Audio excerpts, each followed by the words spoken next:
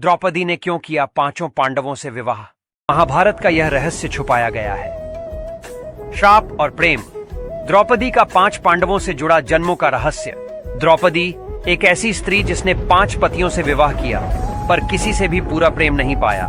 किसी से धर्म मिला, किसी से सुरक्षा, किसी से मौन, किसी से केवल प्रतीक्षा। पर क्या यह केवल संयोग था? नहीं, ये सब एक श्राप, एक वरदान और एक अधूरी इच्छा का परिणाम था। एक ऐसी रहस्यमयी कथा जो द्वापर युग से पहले सतयुग और त्रेता युग में बसी थी। वेदवती, रावण का अपमान और एक शाप। त्रेता युग में एक कन्या थी वेदवती। वह भगवान विष्णु को पति रूप में पाने के लिए तपस्या कर रही थी। उसी समय लंका नरेश रावण वहां आया। उसने वेदवती को देखा और काम में अंधा हो गया। उसने उसका अपमान करने की कोशिश की, उसके केश पकड़ लिए। वेदवती ने आंखें उठाई और कहा, रावण, तूने एक स्त्री का अपमान किया है। मैं अब इस शरीर को त्याग रही हूं, पर अगले जन्म में जन्म लूंगी एक ऐसी स्त्री बनकर जिसके कारण तुम्हारा कुल नाश होगा। वह अग्नि में प्रवेश कर गई। कहा जाता है कि वेदवती का अगला जन्म हुआ सीता के रूप में, और फिर जब रावण ने सीता का अपहरण किया, उसी के कारण उसका अंत हुआ। पर एक और कथा कहती है कि वेदवती का एक और जन्म हुआ द्रौपदी के रूप में। द्रौपदी का पूर्व जन्म नल दमयंती की पुत्री के रूप में हुआ था। महाभारत के कुछ पुराणों में उल्लेख मिलता है कि द्रौपदी का पूर्व जन्म नल दमयंती की पुत्री के रूप में हुआ था।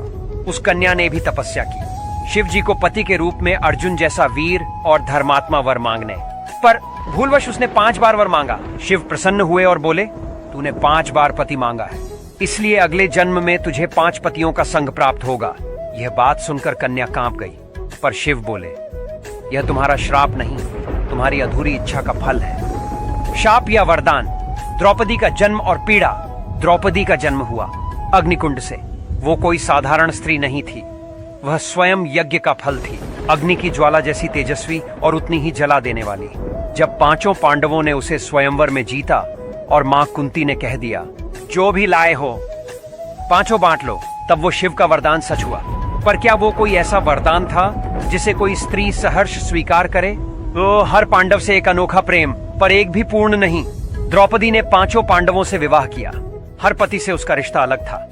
युधिष्ठिर, धर्म और प्रेम के बीच झूलता संबंध। राजा युधिष्ठिर, न्यायप्रिय, धर्म के मार्ग पर चलने वाला। परंतु उनके साथ बिताए वर्ष में द्रौपदी ने जो महसूस किया वो था दूरी।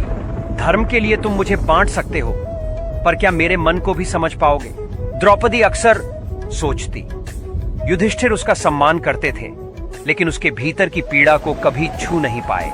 वह धर्म के इतने अनुयायी थे कि एक स्त्री की भावना, उसकी चाह, उसकी जलन सब पीछे छूट गए। भीम, शक्ति में छिपा सबसे नर्म हृदय। भीम पांडवों में सबसे बलवान, पर द्रौपदी के लिए सबसे कोमल। जब द्रौपदी ने देखा कि कोई उसके आंसू पोंछने नहीं आया, तो भीम ने सारा राज्य हिला दिया। एक बार द्रौपदी बीमार थी, तो भीम जंगल से दुर्लभ फूल लाए जो सिर्फ एक पर्वत पर खिलते थे। तो द्रौपदी बोली, ये फूल तुम ले आए। भीम कहने लगे, तुमने मांगा था इसलिए लाया हूं। द्रौपदी की आंखों में आंसू थे। यह प्रेम था, निस्वार्थ, निःशब्द। अर्जुन, जिससे प्रेम था पर मिलन अधूरा। अर्जुन, वही जिससे पहली बार आंखें मिली थीं, वही जिसने स्वयंवर में उसे जीता था। पर द्रौपदी को अर्जुन का पूरा प्रेम कभी न मिला। वह कृष्णा को अपना सौभाग्य मानते रहे, पर कभी उसे अपना पहला स्थान न दे पाए। जब अर्जुन ने सुभद्रा से विवाह किया, तब द्रौपदी टूटी नहीं थी, वो चुप हो गई थी। कृष्ण ने एक दिन कहा, तू चुप क्यों है? द्रौपदी ने उत्तर दिया, क्योंकि अर्जुन को समझाना मेरे बस की बात नहीं। मैं अब सिर्फ स्वीकारना सीख रही हूँ। नकुल, सौंदर्य के पीछे मौन। नकुल सुंदर थे, कोमल थे, सज्जन थे। द्रौपदी ने उन्हें हमेशा एक प्रिय मित्र की तरह देखा। उन्होंने भी कभी द्रौपदी से अधिकार नहीं जताया। उनका प्रेम था, पर मौन था। उस मौन ने कभी दर्द नहीं दिया, न कोई विशेष सुख। सहदेव, चुप प्रेम गहराई में डूबा। सहदेव सबसे समझदार, सबसे शांत। द्रौपदी ने कभी एकांत में उनसे पूछा, तुम मुझसे क्या चाहते हो? सहदेव बोले, तुम्हारे आंसुओं की वजह नहीं बनना। द्रौपदी ने कभी उन्हें प्रेम नहीं किया, पर उनका साथ हमेशा सबसे सच्चा और स्थिर रहा। कृष्ण जो पति नहीं थे, फिर भी सबसे अपने थे। द्रौपदी को सच्चा सहारा अगर किसी ने दिया, तो वो थे श्री कृष्ण। उन्होंने कभी द्रौपदी का साथ नहीं छोड़ा, ना चीरहरण में, ना वनवास में, ना अपमान में। कृष्ण ही थे जिनसे द्रौपदी ने बिना वासना के, बिना अधिकार के सबसे ज्यादा प्रेम किया। शायद इसी को आत्मिक प्रेम कहते हैं। द्रौपदी का श्राप जो खुद अग्नि बन गई, शिव के वरदान, वेदवती के श्राप और जीवन की अग्नि, इन सब ने मिलकर द्रौपदी को वो रूप दिया जो केवल एक रानी नहीं, एक क्रांति थी। 5 पतियों के बीच रहकर भी वो हमेशा अकेली रही, पर कभी टूटी नहीं। वह जब जब रोई, एक युद्ध हुआ। वह जब जब हंसी, एक राज्य बना। बसिंदर प्रेम के 5 रंग, 5 पतियों के साथ द्रौपदी ने जो प्रेम पाया वो 5 टुकड़ों में बटा हुआ था। 1. कर्तव्य से भरा प्रेम युधिष्ठिर से। 2. संरक्षण देने वाला प्रेम भीम से। 3. अधूरा चाहत भरा प्रेम अर्जुन से।